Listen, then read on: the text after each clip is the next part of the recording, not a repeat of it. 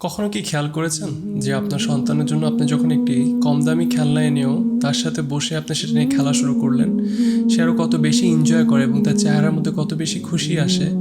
Instead of আপনি অনেক দামি একটা খেলনা নিয়ে আসলেন, কিন্তু আপনি তাকে জাস্ট এটা বললেন যে তোমার জন্য একটা খেলনা এনেছে এবং আপনি অন্য রুমে রেখে দিলেন।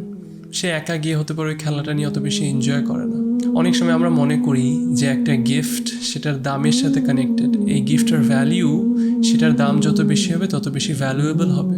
কিন্তু আমাদের ছোটো ছোটো সন্তানরা কিন্তু সেই ভ্যালিউটা বুঝে না। আপনি 1,000 টাকা দিয়ে কিছু কিনলেন নাকি 100 টাকা দিয়ে কিছু কিনলেন, সেই পার্থক্যটা কিন্তু একজন সন্তান বুঝে না। সে শুধু এটাই বুঝে যে কোনটা দিয়ে আমার সাথে আমার বাবা বসে খেললো আর কোনটা দিয়ে আমার বাবা আমার সাথে বসে খেললো না। আমরা যদি রাসূলুল্লাহ সাল্লাল্লাহু আলাইহি ওয়াসাল্লামের সুন্নাহর দিকে তাকাই, আমরা কিন্তু ওরকম উদাহরণ অনেক কম পাই যে রাসূলুল্লাহ সাল্লাল্লাহু আলাইহি ওয়াসাল্লাম অনেক দামি কোনো একটা গিফট বাচ্চাদেরকে দিয়েছেন, অথবা ওনার নাতি হাসান হোসেন রাদিয়াল্লাহু আনহুমা ওনাদেরকে দিয়েছেন। কিন্তু আমরা সুন্নাহর মধ্যে কিন্তু এই প্রমাণটা পাচ্ছি যে রাসূলুল্লাহ সাল্লাল্লাহু আলাইহি ওয়াসাল্লাম ওনাদের সাথে অনেক খেলাধুলা করেছেন। তিনি ওনার নাতিদেরকে নিয়ে উনি কাঁধে নিতেন এবং তাদেরকে অনেক আদর করতেন।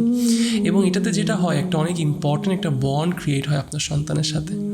আপনি যখন অনেক কম দামিও খেলনাটা এনে আপনার সন্তানের সাথে বসে খেলছেন, আপনি যখন তার জিনিসগুলোর মধ্যে তাকে হেল্প করছেন সাজাতে, সেটা যে আনন্দটা দেয় আপনার ওই সন্তানটাকে, অনেক দামি গিফট এনেও তাকে আপনি একা রেখে দিলে সেই আনন্দটা কখনো সে পাবে না।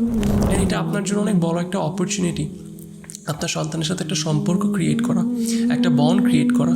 এবং শুধু তা না, এই খেলার সময় আপনি অনেক কিছু বলে তার মধ্যে এমন কিছু আইডিওলজি, এমন কিছু বিলিভ আপনি ইনস্টল করে দিতে পারবেন যেটার ফ্রুটস সে তার পুরো জীবনে সে রিপ করবে।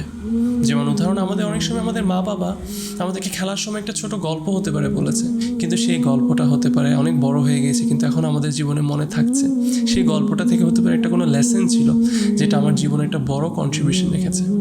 আসুন আমরা আমাদের সন্তানদের সাথে একটা সুন্দর বন্ড ক্রিয়েট করি, একটা গিফটের মূল্য বাড়িয়ে দিই আমার সময় দিয়ে, আমার টাকা দিয়ে না।